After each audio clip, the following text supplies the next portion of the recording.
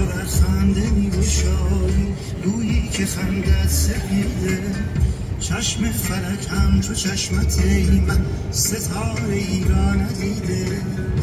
گل پیش روی تو ای گل من دیگر تماشا ندارم گردد خجل گل ز رویت ای جان این جای هاشا ندارم